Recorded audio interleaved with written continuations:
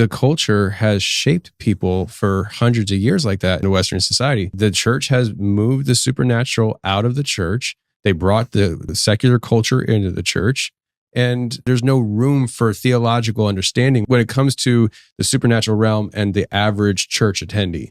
It is 3 points on how to live better for Jesus this week, which I'm not saying is a bad idea. It's not bad to contemplate how can I live for Christ better this week, but it's always cupcakes.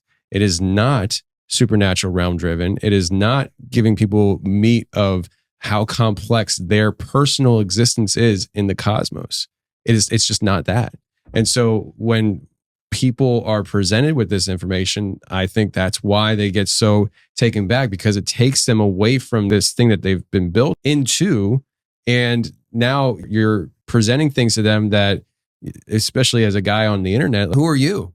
I have a relationship with my pastor at church, and I know that that's the church I got saved in. And that's the church that I go to every Sunday. I worship the Lord, and I feel like my life is going great spiritually right now. And now all of a sudden you're throwing me these curveballs. You're over here telling me all this stuff that none of the people that I trust spiritually in my life are telling me. I think that's where that aggression comes in, because it's just like, I don't understand it.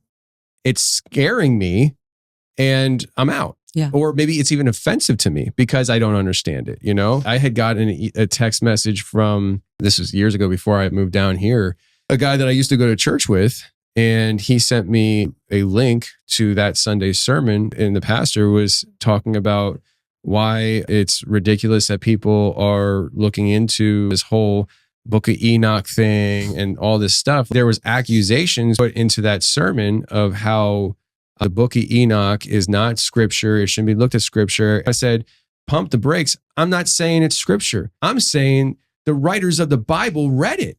Like, we know the Book of Enoch was held as a credible source of information in the household that Jesus grew up in.